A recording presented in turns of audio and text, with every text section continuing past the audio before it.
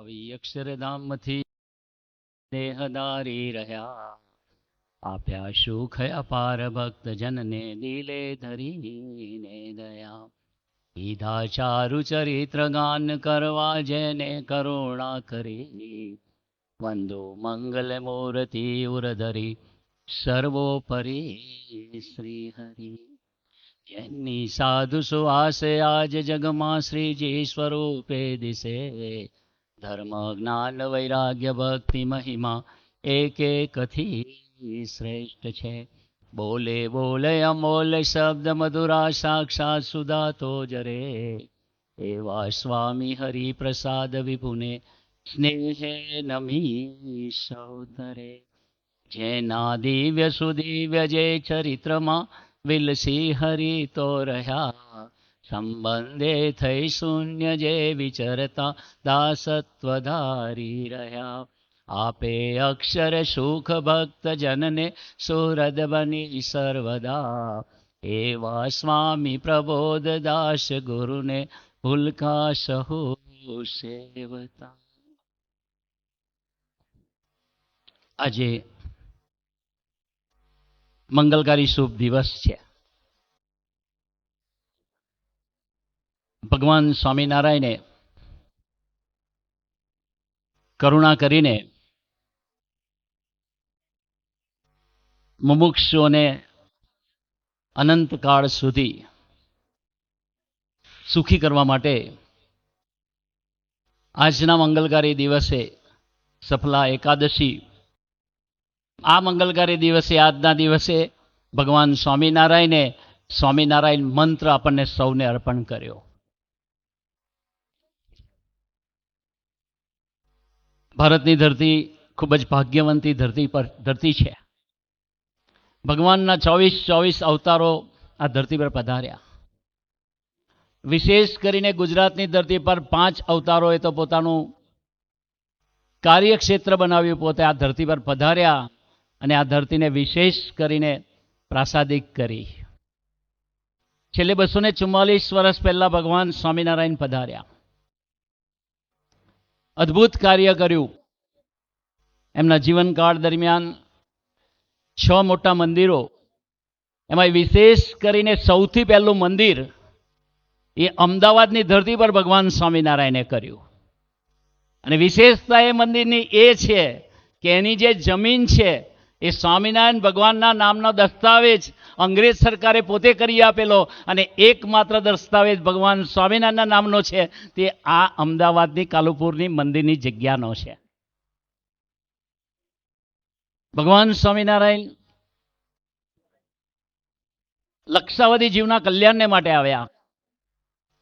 એમને પોતાના અવતાર ધર્યાના હેતુ કહેતા કાલવાણીની ધરતી પર, કારિયાણીની ધરતી પર ગોપાલાનંદ સ્વામીજીને કહેતા કહ્યું કે અમારે લક્ષાવધિ જીવો અમારા યોગમાં લઈ અને એને મારે અક્ષરધામ બક્ષિસ આપવું છે. ભગવાન સ્વામિનારાયણ એમના જીવનમાં અદ્ભુત કાર્ય કર્યું. 6 મંદિરો, 3000 સંતો, 500 પરમહંસો, 20 લાખ લોકોના જીવનનું પરિવર્તન કરી ઢોરમાંથી માણસ બનાવ્યા અને માણસમાંથી ભગવાનના દીકરા બનાવ્યા અને ભગવાનના દીકરા બનાવીને ભગવાનના એકાંતિક ભક્તો બનાવી અને પોતાનું અક્ષરધામ બક્ષિસ આપ્યું. એ ભગવાન સ્વામિનારાયણને મુક્તાનંદ સ્વામીજીએ પ્રશ્ન પૂછ્યો કે મહારાજ, ભાગવત ધર્મનું પોષણ જે શ્રીમદ ભાગવતમાં કહ્યું છે 9 યોગેશ્વરના સંવાદે કરીને, એનું પોષણ કેવી રીતે થાય અને જીવને માટે, કાયમને માટે મોક્ષનું દ્વાર કેવી રીતે ઉઘાડું થાય? મુક્તાનંદ સ્વામીજીએ આપણા માટે નહીં, અનંતકાળ સુધી આવનાર મુમુક્ષુઓ માટે પ્રશ્ન ભગવાન સ્વામિનારાયણને પૂછ્યો કે મોક્ષનું દ્વાર કેવી રીતે ખુલ્લું થાય? ત્યારે ભગવાન સ્વામિનારાયણે કીધું, સ્વધર્મ, વૈરાગ્ય, મહાત્મ્ય જ્ઞાને સહિત ભક્તિ અને ધર્મ, તેને યુક્ત એવા એકાંતિક સંત થકી, એવા સાધુ થકી ધરતી પર ભાગવત ધર્મનું પોષણ થશે અને મોક્ષનું દ્વાર જીવને માટે, કાયમને માટે ઉઘાડું થશે. આજે ગુરુહરિ હરિપ્રસાદ સ્વામીજીનો 90મો પ્રાગટ્ય દિન અને ગુરુહરિ પ્રબોધ સ્વામીજીનો 71મો પ્રાગટ્ય દિન, જે બંને પ્રાગટ્ય દિન નિમિત્તે આજે આત્મીય યુવા મહોત્સવનું આયોજન થયું, હરિપ્રબોધમ યુવા મહોત્સવનું આયોજન થયું. અને આપણે સૌભાગ્યશાળી છીએ કે મહોત્સવમાં આપણને આવવાનું મળ્યું. એના સંકલ્પ સિવાય આપણે આવી ના શકીએ. પણ ભગવાન સ્વામિનારાયણને આશીર્વાદ આપ્યા. એવા સંત દ્વારા અમે ધરતી પર કાયમને માટે અખંડિત રહીશું. ગુણાત્યાન ભગવાન સ્વામિનારાયણ જ્યારે દેહલીલા સંકેલી ત્યારે ગુણાત્યાન સ્વામીને સમાચાર મળતા મૂર્છિત થઈ ગયા હતા, બેભાન થઈ ગયા હતા. ત્યારે ભગવાન સ્વામિનારાયણને દર્શન આપીને ગુણાત્યાન સ્વામીને કીધેલું, ઉઠો ગુણાતીત, હું ક્યાં ગયો છું? હું તો તમારી અંદર અખંડ રહ્યો છું, અખંડ રહ્યો છું, અખંડ રહ્યો છું. અને તે દિવસથી આજ સુધી ભગવાન સ્વામિનારાયણ એવા ગુણાતીત સંતોની પરંપરા થકી અખંડ રહ્યા. અને આજે ગુરુ હરિપ્રબોધ સ્વામીજી થકી અખંડ રહ્યા છે. એના માટેનો મહોત્સવ એટલે હરિપ્રબોધમ યુવા મહોત્સવ છે. આપણા માટે ભગવાન સ્વામિનારાયણ ધરતી પરથી ગયા નથી. ભગવાન સ્વામિનારાયણે ગોળ બદલાય એટલે ગઢવું બદલાય પણ ગોળ ન બદલાય, એમ સ્વરૂપ એનું એ જ રહ્યું છે.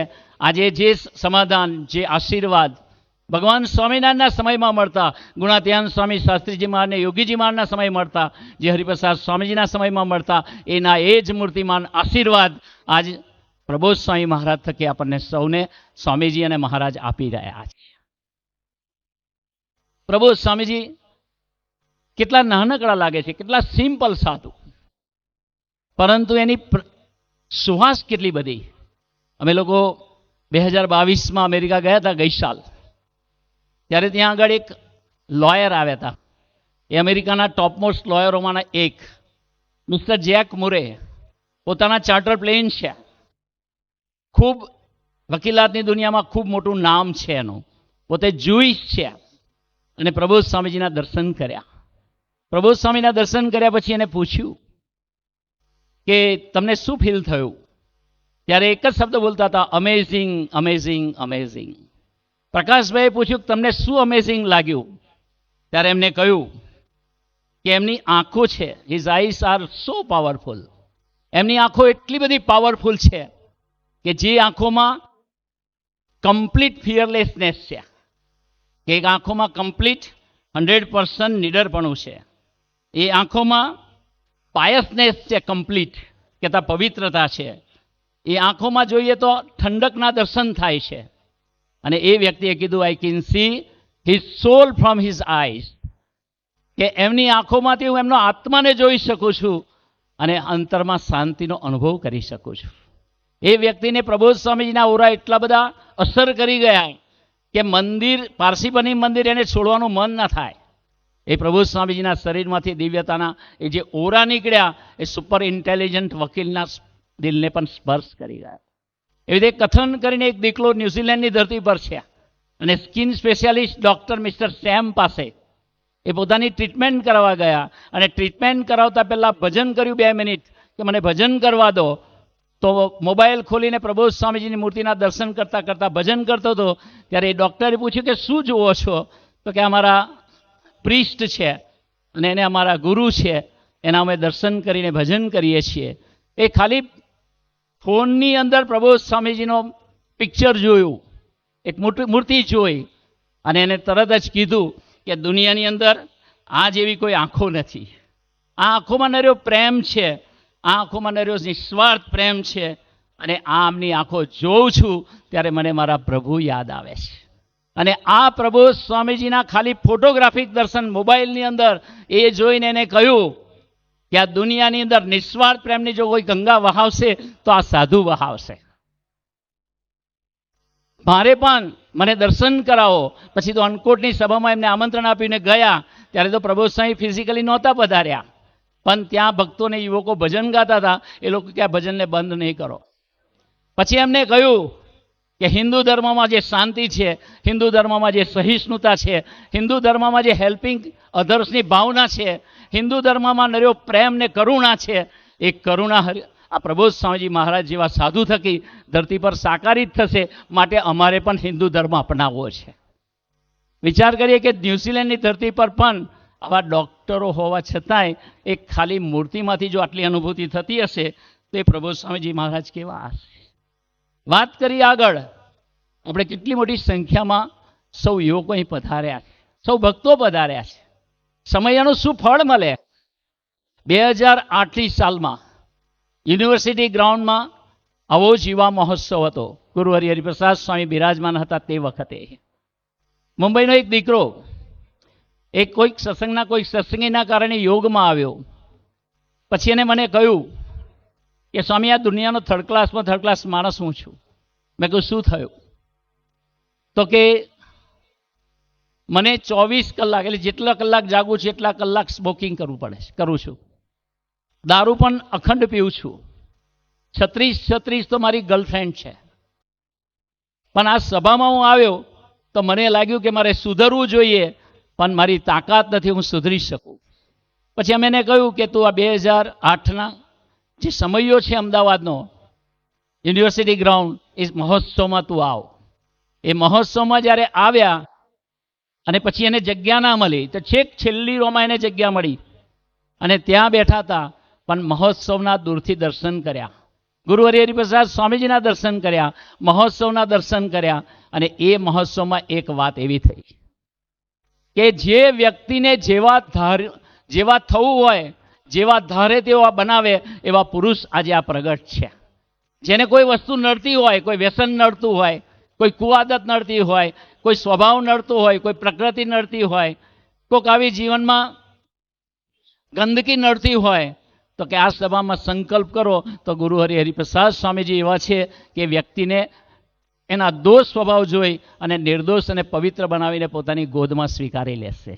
આ વાત જ્યારે એને સાંભળી ત્યારે એ છેલ્લી રોમાં બેઠો એ દીકરો એ રડતો હરિપ્રસાદ સ્વામીજીને પ્રાર્થના કરી કે હે સ્વામીજી, મારા જેટલો કોઈ ગંદો માણસ નથી. હું ચેઇન સ્મોકર છું.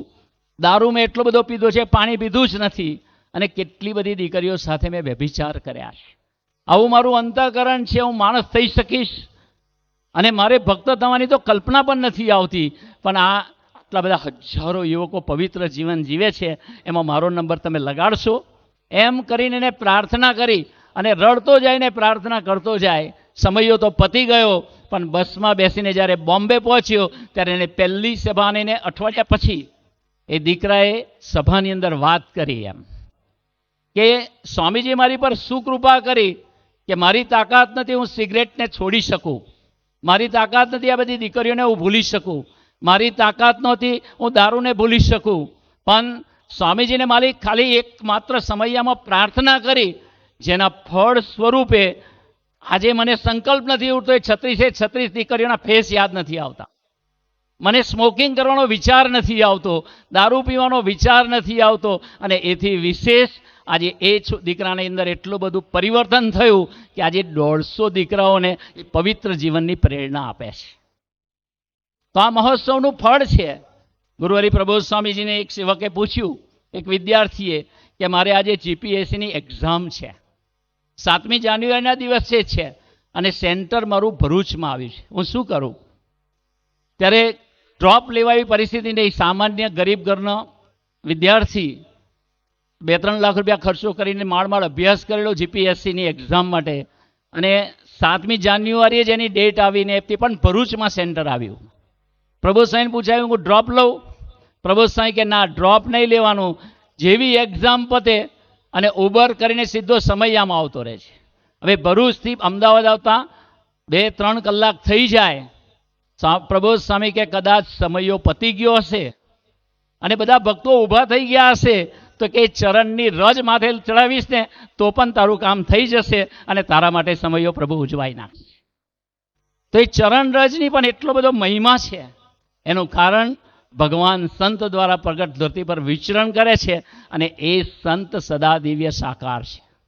એ સંતે નખથી શિખા પર્યંત ભગવાન સ્વામિનારાયણને ધારણ કર્યા છે. એ સંત અનંત જીવોના કલ્યાણદાતા છે. આપણને ખબર નથી. આજે 22 તારીખ એટલે કે 15 દિવસ પછી શ્રી રામ જન્મભૂમિમાં રામચંદ્ર ભગવાનનું મંદિર તૈયાર થઈ ગયું. નરેન્દ્રભાઈને બધા સમાજે ખૂબ દાખલો બી કર્યો, પણ જ્યારે 92ની અંદર ભગવાન અને મોટા પુરુષનો સંકલ્પ ધરતી પર સાકાર થાય છે. એના પહેલાની વાત કરીએ તો 1962માં ચાઇના અને ભારતનું વોર ચાલતું હતું. તે વખતે એવા સમાચાર આવે કે ચાઇનાની સેના આગળ વધતા વધતા 2-4 દિવસમાં કદાચ દિલ્હીને પણ લઈ લે એવી પરિસ્થિતિ હતી. એ વખતે ત્યારે ગુલજારીલાલ નંદા હોમ મિનિસ્ટર હતા અને એમને યોગીજી મહારાજને પ્રાર્થના કરી ફોન કરીને, હે બાપા, ચાઇનાનું લશ્કર આગળ આવી રહ્યું છે અને આપણે કદાચ એને ડિફેન્સ ના કરી શકીએ તો એ લોકો છેક અંદર આવી જશે, શું કરીએ? ત્યારે યોગીજી મહારાજ એક જ વાત કરી. યોગીજી મહારાજ તો ખાલી 4 ચોપડી ભણેલા હતા. યોગીજી મહારાજને બીજું કોઈ જ્ઞાન નહોતું, પણ યોગીજી મહારાજ નખથી શિખા પર્યંત ભગવાનને રાખેલા. ત્યારે યોગીજી મહારાજ કહ્યું, ગુલજારીલાલ નંદાજી, આપ સ્વામિનારાયણ ભગવાન કા ભજન કરો અને અમે પણ અહીંયા ભજન કરીશું.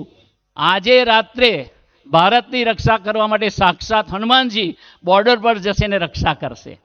આપણને જ્યારે આવી વાત સાંભળીએ ત્યારે કે હનુમાનજી કેવી રીતે રક્ષા કરશે, પણ યોગીજી મહારાજ બોલ્યા, હરિપ્રસાદ સ્વામીજીના પ્રસાદિક શબ્દો છે આ. સ્વામીજીએ પોતે જ આ પ્રસંગ કહ્યો હતો ને હાજર હતા અને એમને કહ્યું કે હનુમાનજી જઈને રક્ષા કરશે ભારત દેશની, તમે ચિંતા નહીં કરતા. અને તે રાત્રે એટલું બધું હિમવર્ષા થઈ કે ચાઇનાના લશ્કરને પાછું જવું પડ્યું. આ છે યોગીજી મહારાજ, દેશની રક્ષા કરનાર પુરુષ. રામ જન્મભૂમિનો વર્ષોથી ચાલતો મસલો કોઈ કલ્પના નહોતા કરી શકે કે રામ જન્મભૂમિનો પ્રોબ્લેમ પૂરો થઈ શકશે કે સોલ્વ થઈ શકશે. પણ 1992માં હરિપ્રસાદ સ્વામી મહારાજ જ્યારે અયોધ્યા પધાર્યા અને રામ જન્મભૂમિ સ્થાનની અંદર પોતે લાઈનમાં ઊભા રહ્યા, ત્યાં બાંબુ મારેલા હતા, અને સ્વામીજી લાઈનમાં ઊભા રહીને પછી રામલલાની જગ્યાએ દર્શન કર્યા અને દર્શન કર્યા અને પછી તારી નાનકડી સભા કરી અને નૃત્ય ગોપાલદાસજી વગેરે સંતો હતા એમની હાજરીમાં સભા કરી અને સ્વામીજી આશીર્વાદ આપેલા હિન્દીમાં कि चिंता मत करना, इसी जगह पे रामलला का रामचंद्र भगवान का मंदिर बनेगा.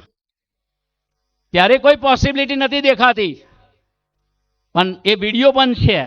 92માં સ્વામીજીએ કહેલું કે અહીંયા જ રામચંદ્ર ભગવાનનું મંદિર થશે. ત્યારે કોઈને કલ્પના પણ નહોતી આવતી કે આ જગ્યાએ મંદિર થશે. અને આજે એક મોટા પુરુષનો જે સંકલ્પ છે, એ જેમ યોગીજી મહારાજે જ કહેલું હરિપ્રસાદ સ્વામીજીને કે તમારો સંકલ્પ બ્રહ્માંડમાં વ્યાપક થશે. અને એમને જે જે સંકલ્પો કર્યા એ ખરેખર વ્યાપક થયાના અનુભવ છે. બીજી બાજુ આપણા સમયની અંદર આવી એની પાછળની ભાવના શું છે કે ભગવાન અને પવિત્ર સંત, આ દુનિયામાં દરેક આત્મા ઉપર 3 પ્રકારના ડોમિનેશન છે. એક છે વાસના, બીજું છે એનું પ્રારબ્ધ અને ત્રીજું છે એનો સ્વભાવ. જ્યાં સુધી પ્રારબ્ધ છે, જ્યાં સુધી વાસના છે અને જ્યાં સુધી સ્વભાવ છે, ત્યાં સુધી કોઈ પણ આત્મા શાશ્વત શાંતિને પામી શકતો નથી. નડિયાદની અંદર એક ભગવતીભાઈ કરીને હરિભગત, એ શિક્ષક હતા, પોતે ઇંગ્લિશના ટીચર, પોતે ગુજરાતી સાહિત્યના પણ માસ્ટર અને પોતે એક સારા ગાયક પણ હતા. ગુજરાતીની અંદર તે વખતના સમયમાં એનો નંબર આવતો. અચાનક એનું ગળું બેસી ગયું. પછી એમને થયું કે સામાન્ય શરદી બરદી હશે. પછી બધી દવાઓ કરાઈ, ગરમ પાણીના કોગળા, મીઠા પાના કોગળા, હળદરના કોગળા, આ છે તે છે. 10 મહિનામાં ઘણા બધા ડૉક્ટરોને બતાવ્યા અને ડૉક્ટરે એવું નિદાન કર્યું કે તમારા ગળાની અંદર કેન્સર છે અને તમારે સ્વર પેટી કાઢી નાખવી પડશે. ત્યારે ડૉક્ટર સોમભાઈ નડિયાદના તેમના લીડર હતા અને સ્વામીજી પાસે એમને લઈ ગયા 1989માં અને સ્વામીજીને પ્રાર્થના કરી કે સ્વામીજી, આમનું ગળામાં કેન્સર છે, તો અમારા મંડળમાં તો એકમાત્ર ગાયક છે, આશીર્વાદ આપો ભજન ગાનાર. ત્યારે સ્વામીજી બોલ્યા, જો જગત માટે ગાવું હશે તો તમારું પ્રારબ્ધ એટલું ખરાબ છે કે તમે ગાઈ નહીં શકો અને તમારું વોકલ બોક્સ કાઢી નાખવું પડશે, સ્વર પેટી. પણ જો આજથી તમે સંકલ્પ કરતા હોય મારે કેવળ ભગવાન અને મોટા પુરુષને રાજી કરવા માટે ગાવું છે, તો આવતીકાલથી તમારું ગળું ખુલી જશે અને તમારે સ્વર પેટી નહીં કાઢવી પડે. સ્વામીજી આશીર્વાદ આપ્યા. રાત્રે જ એનું ગળું ખુલવા માંડ્યું અને સવારમાં કમ્પ્લીટ સારું થઈ ગયું. 25 વર્ષ ત્યાર પછી જીવ્યા, પણ એને નક્કી કર્યું ભગવાનના ભજન સિવાય કોઈ ચીજ ગાવી નથી. તો એનું ગમે તેવું મૂળું પ્રારબ્ધ હતું, પણ સ્વામીજી રક્ષા કરી અને એ પ્રારબ્ધને ટાળી નાખ્યું. તો આપણે વિચાર કરીએ, બોમ્બેમાં એક દીકરાને સ્વાદ જતો રહ્યો. પ્રબોધ સ્વામીજીને વાત કરી કે પ્રબોધ સ્વામી, મારો સ્વાદ જતો રહ્યો, મારી ઉંમર 49 વર્ષની છે, બીજી બાજુ ડાયાબિટીસ છે, મારું હાર્ટ 25% ચાલે છે અને જો સ્વાદ નથી એટલે મારો ખોરાક ઘટી ગયો, મારું વજન ઘટતું જાય છે, આપ આશીર્વાદ આપો. પ્રબોધ સ્વામીજી એક જ વાક્ય કહ્યું સહજતાથી કે ભગવાન સ્વામિનારાયણ કોઈનો સ્વાદ લેતા નથી. ખબર નહીં તમારો સ્વાદ કેમ જતો રહ્યો. પછી પેલા હરિભક્તે રડતા રહે પ્રાર્થના કરી, અમે બધાએ બી પ્રાર્થના કરી કે પ્રભુ સાંઈ આપ કૃપા કરો તો જ થાય, બાકી બહુ બધા ડૉક્ટરોને બતાવ્યું, હવે સ્વાદ આવે એવી કોઈ શક્યતા નથી. ત્યારે પ્રબોધ સ્વામી કીધું અમે તમારા માટે પ્રાર્થના કરીશું, તમે પણ પ્રાર્થના કરશો. પછી પ્રબોધ સ્વામી બીજી એક વાત કરી કે તમે જ્યારે પણ જમવા બેસો ત્યારે 1 મિનિટ પ્રાર્થના કરજો, હે પ્રભુ તમે મારામાં રહીને જમો છો, મારાની અંદર મારી જીભમાં સ્વાદ મૂકનાર તમે છો, રસોઈની અંદર પણ સ્વાદ મૂકનાર તમે છો. હે પ્રભુ તમારે જેટલું જમવું હોય અને જે પ્રમાણેનો સ્વાદ આપવો હોય હે સ્વામી તમે આપજો, એવી પ્રાર્થના કરી અને 1 મિનિટ ધૂન કરીને પછી જમજો. પ્રભુ સાંઈના આશીર્વાદ લીધા પછી સભાને મોડું હતું તો એ રસ્તામાં એક જગ્યાએ પધરામણી એટલે એમના સંબંધીને ત્યાં ગયા હશે, ત્યાં એને સૂપ આપ્યું. તો સૂપમાં એને પછી એ પ્રમાણે પ્રાર્થના કરી, ભજન કરી અને સૂપ પીધું તો 30% ટેસ્ટ આવ્યો. બીજે દિવસે પાછું પ્રબોધ સ્વામીની આજ્ઞા પાડી નહીં અને એવી પ્રાર્થના કરીને જમવા ગયા તો પાછો ટેસ્ટ જતો રહ્યો. એના ત્રીજા દિવસે સ્વામીજીની પ્રબોધ સ્વામીજીની પધરામણી એક જગ્યાએ થાળ હતો, તેને સંકલ્પ કર્યો કે બારદાનવાલા શેઠના કુટુંબમાં યોગીજી મહારાજના સમયમાં એક દીકરાને સ્વાદ જતો રહ્યો હતો અને યોગીજી મહારાજે પ્રસાદ આપીને સ્વાદ પાછો લાવ્યા હતા, આશીર્વાદ આપ્યા હતા. ત્યારે કે મને પણ પ્રબોધ સ્વામીજી કંઈક આશીર્વાદ પ્રસાદ આપે તો મારો સ્વાદ આવે તો સારું. એ પીરસવાની બધી સેવા કરી. પછી એને જોયું કે પ્રબોધ સ્વામી જમે છે, એમાંથી કશું બાકી હશે તો એમાંથી 1-2 દાણા લઈને બી હું જમી લઈશ ને પ્રસાદ કહેવાશે એમ. પણ તે દિવસે ચાટનો પ્રોગ્રામ હતો અને પ્રબોધ સ્વામીજી તો આખી ડીશ કમ્પ્લીટ સાફ કરી નાખી. સેવનો એક દાણો બી નહીં, મમરાનો બી દાણો ના રહેવા દીધો. એને થયું કે હવે મને આશીર્વાદ નહીં મળે. પણ પછી એ ડીશ લઈને જ્યારે અંદર રસોડામાં ગયા ત્યારે એમના ઘરવાળાએ કીધું કે શું વિચારમાં છો? તો કે પ્રબોધ સ્વામીજી મને પ્રસાદ આપ્યો હોત તો કદાચ મારો સ્વાદ પાછો આવત. ત્યારે એમના ઘરનાને બધાએ કીધું કે હાથ ધોયેલું પાણી પણ પ્રસાદ કહેવાય, તમે પી જાઓ 2 ચમચી મહિમાથી ને વિશ્વાસથી. અને તે ટાઈમે એમણે 2 ચમચી પાણી પીધું અને સ્વાદ આવી ગયો. એ વાતને હજી 3 વર્ષ થઈ ગયા, આજે પણ સ્વાદ એનો એવો ને એવો જ છે. નિતેશ કરીને એક દીકરાના કાન સંભળાતા બંધ થઈ ગયા હતા અને બોરીવલીમાં સભા હતી ને પ્રબોધ સ્વામીજીના આશીર્વાદ લેવા ગયા. ENT ડૉક્ટરોએ ના પાડી કે હવે કાનની વસ્તુ નહીં આવે. 32 જ વર્ષની ઉંમર હતી ને એક નાનું ટાબોર્યું એના ઘરે. પ્રબોધ સ્વામી પાસે પ્રાર્થના કરવા જ્યારે આવ્યો સ્ટેજ ઉપર ત્યારે પ્રબોધ સ્વામીને કીધું કે આના બંને કાન સંભળાતા બંધ થઈ ગયા છે અને ENT ડૉક્ટરો ના પાડે છે. પ્રબોધ સ્વામીના કાન પાસે જઈને કહ્યું કયા કાનમાં નથી સંભળાતું? આ કાનમાં નથી સંભળાતું? ક્યાં કાનમાં નથી સંભળાતું? 2 કાને જઈને એવું બોલ્યા કે સ્વામિનારાયણ સ્વામિનારાયણ, આ કાનમાં નથી સંભળાતું? સ્વામિનારાયણ સ્વામિનારાયણ, આ કાનમાં નથી સંભળાતું? એ જ સેકન્ડથી એને સાંભળવાનું ચાલુ થઈ ગયું. આ ગુરુ હરિ પ્રબોધ સ્વામીજી છે. પણ એના આશીર્વાદથી આપણે જીવન જીવવું છે. આવા તો ઘણા પ્રસંગો છે. અમે લોકો આ વખતે અમેરિકામાં ગયા હતા એડિશનમાં.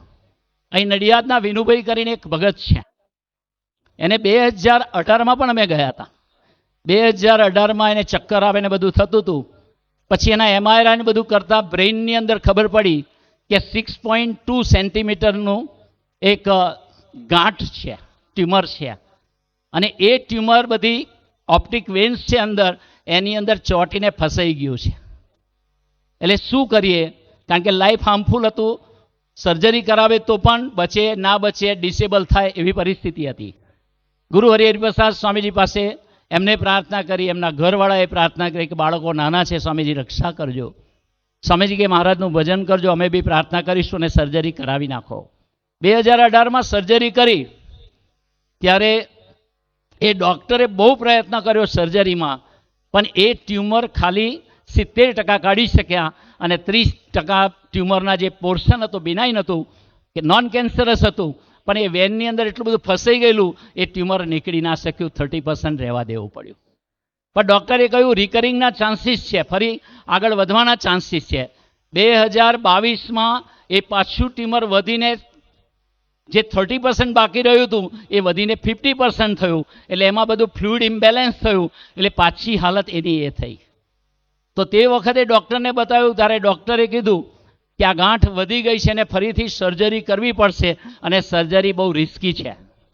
ત્યારે પ્રબોધ સ્વામીજી મહારાજ એ જ એડિશનની ધરતી પર એ જ વિનુભાઈએ પ્રાર્થના કરી, પ્રબોધ સ્વામી આવું આવું છે તો આશીર્વાદ આપજો. પ્રબોધ સ્વામી કે એક કામ કરો, તમે 7મી જાન્યુઆરીના અમદાવાદના સમયમાં આવવાના છો? એ વાત કરે છે આશીર્વાદ આપો મને ટ્યુમરનું સર્જરી સારી થાય. તો કારણ કે જીવન મરણ વચ્ચે હતા, લાગતું નહોતું કે સમયમાં આવી શકાય. તો પ્રબોધ સ્વામી કે ટિકિટ કઢાવી છે? ત્યારે એમને કહ્યું ટિકિટ તો કઢાવી છે સ્વામીજી, પણ તમારી ઈચ્છા હશે તો અવાશે, નહીં ઈચ્છા હોય તો ટિકિટ કેન્સલ કરાવવી પડશે. ત્યારે પ્રબોધ સ્વામી કીધું તમે ભજન કરજો, અમે ભજન કરીશું, આપણું ઓપરેશન સક્સેસ જશે. સપ્ટેમ્બર મહિનામાં ઘરે આવશો અને જાન્યુઆરીની 7મી તારીખે તમે અમદાવાદના સમયમાં આપણે મળીશું. આજે એ સમયમાં બેઠા છે. વિશેષતા એ છે કે એમની સર્જરી 12 કલાક ચાલી. ત્યાંના ડૉક્ટરનું નામ છે મિસ્ટર સાયમન હેમ્પ્ટનનું નામ છે. હોસ્પિટલનું નામ છે વેસ્ટેસર મેડિકલ સેન્ટર, WMC, ન્યુયોર્ક. એની સર્જરી થઈ ગઈ. સર્જરી થઈ ગયા પછી ડૉક્ટર જ્યારે બહાર આવ્યા ત્યારે એના સ્ટ્રેચર ઉપર સ્વામીજી અને પ્રબોધ સ્વામીજી નાની નાની મૂર્તિ મૂકવાનું કહ્યું હતું, તે મૂકેલી હતી. ત્યારે ડૉક્ટરને પૂછ્યું કે ડૉક્ટર સર્જરી કેવી રીતે ગઈ? ત્યારે ડૉક્ટરે કીધું એ પછી તમને કહીશ, પણ કે હુ ઇઝ ધીસ શોર્ટ ગાય? પ્રબોધ સ્વામી નાનકડા દેખાય અને મૂર્તિ પણ નાની, તો કે હુ ઇઝ ધીસ શોર્ટ ગાય? ત્યારે એ લોકો એમના ઘરના બધાએ કીધું કે આ અમારા ગુરુજી છે અને ભગવાનના ધારકના સંત છે. ત્યારે ડૉક્ટર સાયમને કીધું કે આ ગુરુ સામાન્ય નથી. 12 કલાકની સર્જરી દરમિયાન થ્રુ આઉટ સર્જરી એ મને દેખાડતા ગયા, મને ડાયરેક્ટ કરતા ગયા, મને ગાઈડ કરતા ગયા. આ વેનની નીચેથી ટ્યુમર કાઢ, આ વેનની નીચેથી ટ્યુમર કાઢ. હું વિચારું કે અંદર હથિયાર લાગી જશે તો બિચારો ડિસેબલ થઈ જશે, પણ કે એ ગુરુએ મને 12 કલાક ગાઈડ કર્યું અને 98% ટ્યુમર ભગવાનની દયાથી મારી પાસે નીકળી ગયું. આ વર્લ્ડમાં 6થો કેસ છે જેની અંદર મને સક્સેસ પ્રબોધ સ્વામીજી અપાયું. ક્યાં ન્યુયોર્કની હોસ્પિટલ, ક્યાં એ બ્રેઇનનો સર્જન અને ક્યાં એને ગાઈડ કરે એ પ્રબોધ સ્વામીની દિવ્ય શક્તિ કેટલી બધી હશે, એની તાકાત કેટલી બધી હશે કે એક સાયન્સના માણસને, એક ડૉક્ટરને આ રીતે ગાઈડ કરી અને એના જીવનને ધન્ય કરે છે. આવા દિવ્ય મૂર્તિ આપણને મળ્યા. વાત એ છે કે કેનેડાની અંદર એક દીકરો અમિત જીવાની એનું નામ, સંજોગોના અધીન એમના વાઈફને ઇમિગ્રેશન પર બોલાવ્યા હતા, એ પોતે ત્યાં હતા, પણ કોઈક કાગળિયામાં મિસ્ટેક હશે એટલે બોર્ડર પર બેનને રોકી દીધા અને એ લોકોએ ડિપોર્ટેશનની તૈયારી કરી કે હવે અમે કેનેડામાં એન્ટર નહીં થવા દઈએ કારણ કે તમારી લીગાલિટીમાં કંઈક મિસ્ટેક છે. એટલે એમને પાછા મોકલવાના હતા. એને સમાચાર મળ્યા અમિતને કે તમારા વાઈફ હવે કેનેડા અત્યારથી જ ઇન્ડિયા પાછા જવું પડશે ને ક્યારે આવશે કે નહીં આવે ખબર નથી.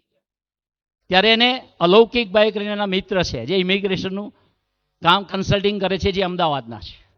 એ અલૌકિકભાઈને ફોન કર્યો અમિતે કે અલૌકિકભાઈ કોઈ એવા લોયર છે કે મારી વાઈફને ઇમિગ્રેશનમાંથી બધું ક્લિયર કરાવીને બહાર લઈ આવે? ત્યારે અલૌકિકભાઈએ કીધું કે બોર્ડરની એ સાઈડે કોઈ પણ લોયર જઈ શકતો નથી. પછી કીધું કે દુનિયાનો મોટા મોટો લોયર તને ખબર છે? તો કે કોણ? તો કે ગુરુહરિ પ્રબોધ સ્વામી મહારાજ. તો કે શું કરું? તો કે એને સંભાળીને ભજન કર. એ કારની અંદર બેસીને ભજન કરતો હતો, ત્યાંની કારના કાચ પર કોઈ ટકોરા માર્યા, જોયું તો પ્રબોધ સ્વામીજી બિરાજમાન હતા. પ્રબોધ સ્વામી કે તારી વાઈફ અટકી ગયા છે એટલે ભજન કરે છે ને? તો કે હા સ્વામી. પ્રબોધ સ્વામી કે દિલથી ભજન કર, 5 મિનિટમાં સમાચાર આવશે અને તારી વાઈફનો ફોન આવશે કે મને તેડવા આવો, અને એ બહાર આવી જશે. અને હકીકતમાં 5 મિનિટમાં ફોન આવ્યો અને એમના વાઈફ બહાર આવી ગયા. આજે ગુરુહરિ પ્રબોધ સ્વામીજીના ચરણોમાં પ્રાર્થના કરવી છે કે આપણે ખરેખર એવા પુરુષની ગોદમાં બેઠા છીએ કે આપણે ગમે ત્યાં હોય ત્યારે આપણી સાથે છે. એ દિવ્ય મૂર્તિ છે, એ સાધુતાનો અવતાર છે. આધ્યાત્મિક જતન પણ નિરંતર ભક્તોનું નિરંતર કરે છે. દિવ્યતાથી બી દર્શન આપે છે, પ્રારબ્ધોમાં આશીર્વાદ બી આપે છે, બીજી બાજુ ભગવાન તરફ એ યાત્રા કરાવે છે. તો ગુરુહરિના ચરણોમાં પ્રાર્થના કરવી છે. સ્વામીજી સ્વધામ પધાર્યા ત્યારે અમારા પરાગભાઈએ પ્રબોધ સ્વામીને પ્રાર્થના કરેલી કે પ્રબોધ સ્વામી, સ્વામીજી અમારો હાથ પકડેલો હતો તો તમે અમારો હાથ પકડી રાખજો. ત્યારે પ્રબોધ સ્વામી એક વાક્ય બોલ્યા, છોડ્યો છે જ ક્યાં? મતલબ ભલે સ્વામીજી દેહ લીલા સંકેલી, પણ સ્વામીજી ગુરુહરિ તરીકે પ્રગટ છે, એટલે આપણો હાથ એમને નિરંતર પકડેલો છે. તો આજે ઠાકોરજી અને સ્વામીજીના અને પ્રબોધ સ્વામીજીના શ્રી ચરણોમાં પ્રાર્થના કરવી છે કે અમારે આપના દીકરા બનીને નિરંતર જીવન જીવવું છે. એ માટેના બળ, બુદ્ધિ અને શક્તિ અમને સૌને આપજો, એ જ પ્રાર્થના.